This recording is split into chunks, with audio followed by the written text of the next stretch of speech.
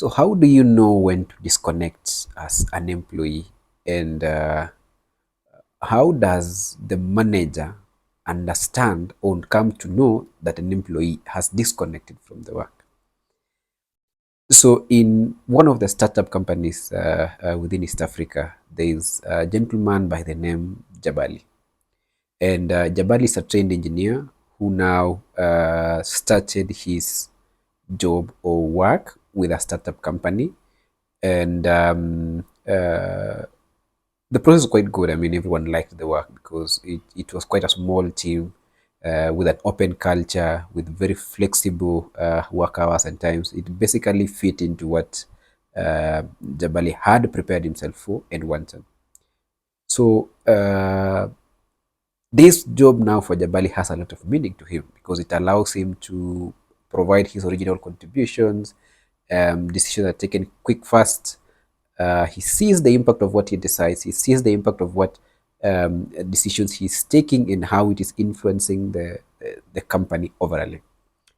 So the company now, within the open culture policy, allows everyone to ask questions. You can ask the CEO, you can ask anyone. If you have something that is a process unclear or a certain task is unclear, you can just sit with someone next to you and you can pass across. Knowledge transfer is quite easy. There are no boundaries per se. So the team is now efficient. The company is now working quite well, and it is so decided that they now go into the market to acquire or now get into business because they have proved that the processes and the systems work. So with this now, the company wins more projects, and more projects means translates to more clients, and more clients now translates to more processes per se. So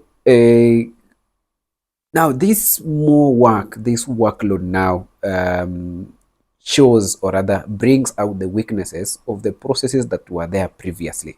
So now they become glaring, and more work means that everyone now is assigned the work, and we expect that you should be able to be autonomous enough to deliver the work on time and within the allotted project schedule, so that when this project is capitalized, it becomes a profitable project. And now management now shifts attention to more of hitting these targets. It's the talk now is more on the deliverables and when exactly you're able to do this. And along the way now, issues start now coming out. There are more mistakes within the projects that have been delivered. We are struggling with timelines. We are struggling with efficiency. And Jabali being the guy now, he has now internalized the mission of the company. I mean, we are supporting the business. We need to make this thing work. And he sits there and says, okay, let me map 3 or 4 projects and see whether, I mean, just see through the workflows that we already have, whether there are gaps within the processes that are now costing us more. So Jabali sits down, notices that in 2 or 3 projects that he had mapped, that what is costing the team generally is what is called project documentation. It's not that easy when you are disorganized, but when you're organized, you can easily tell where the limits are. And he notices that the areas where project automation can really achieve and help the team further. And he decides that this is a very good idea. Let me present it to the team in our next teamly call. Teamly call comes in a week. The team leadership is sitting within the call. We have provided project updates that are required. Now we move into what is called AOB, any other business. And Jambali now presents his idea and says, team members, last quarter I noticed that with the project and this project, it took us X time longer. And in hindsight, if we do this and this and this, I think that we would be able to achieve significant project savings in terms of time if we automate this process and this process and this process. Now, the manager or the leadership now sees this move like an experimentation. True to it, by the way, it is an experiment.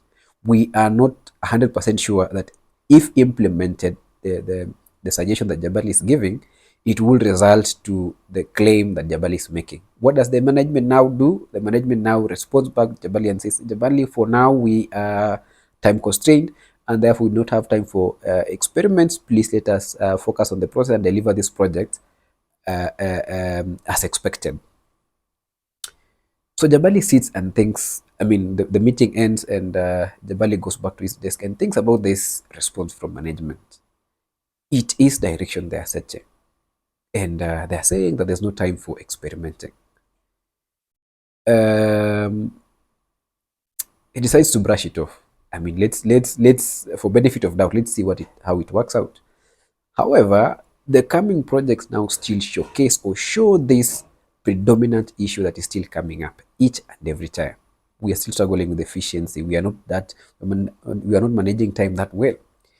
And he decides that probably it was because of the lack of evidence that management was not persuaded into investing time uh, um, into the idea. And one time after work, so that it doesn't eat into the time of the project, he decides that after work, let me see if I can do a few things on the optimization that I was doing, and see if I can present more of like a justification for the approach I'm suggesting. But then, as Jabali is doing this after work hours, one of his colleagues, let's call him Amani, says that he's now still in the office and it is past work hours. I mean, significantly longer. And Amani leans over to him and says, hey, bro, why are you still here? It's already very late. Uh, I'm working on this optimization model, and I think if I we do this, I mean, I will be able to bring more value in terms of saving the company project time. And Amani suggests, and what is holding you back? And Jabali responds, I'm not very sure that the management will still buy into this. And Amani says, why is it disturbing you then? Why should you bother? Go home to your kids, my friend, and do something that is useful for you and your family. And the response now to Jabali seems to make sense. I mean, drives the point home. I mean, why should I bother? Think about it this way. If you are a passenger, for example, in a bus, and the driver has taken the decision that the speed of this bus would be 30 kilometers per hour. There's nothing that you can do, even if you are in a hurry as a passenger, to make the bus achieve 50 kilometers per hour. You have to move at the pace of the driver. Otherwise, get out and walk, use your energy. And so Jabali now goes home and thinks about this approach that Amani has shared with him. And he decides now going forward that he will just sit back and let things be done as they should. So with time now, Jabali is unconnected with the work. It has lost the meaning. He just becomes this person that does the very bare minimum, that is not fired. And in terms of the deliverables, mistakes that were happening before that would have been caught by his enthusiastic eyes just pass through right now, and the boss notices that, oh no, we are struggling with what is in terms of the project time and also the project quality. What is going on? So he decides to call in Mr. Jabali in after one of the meetings and ask him, okay, so Jabali, I have noticed that we have an issue. Is everything all right? And Jabali says, boss, everything is fine. And the boss knows that this is not the Jabali that he started with when the company started. And he presses on and says, oh no, Mr. Jabali. You used to be someone who will bring in fresh ideas. You would be someone who would sit in and identify that there are mistakes in certain areas and certain areas. You've become someone that just takes instructions. You are not saying, you're not pushing back, you're not saying anything anymore. And Jabali responds, that is what we have become as a company. That is who we are right now. And that is what you wanted. And the boss now does not say it, but still responds, that is not accurate, Mr. Jabali. What I wanted was efficiency. I did not want silence. And the conversation just dies out, goes out like that, and Jabali goes. So in his unguarded moments, now Jabali is having a meeting with himself, and he's really seeing through how the company has evolved, the value that he used to bring to the company, the way he's looking at work, his approach to work, and he's now more than convinced that whatever he's going to do, whatever that has been done is enough, and decides to put in resignation and resignation. The boss more of like having discussed, or rather having had, the way you'll be a founder or a CEO in a company, and you'd meet with the CEO friends who will start talking about, oh, employee turnover, etc, etc. Inside, I mean, it is now my time to a growth phase also, so that it's also showing me that I'm heading the right direction. So he decides, okay, according to company policy, farewell for the guy.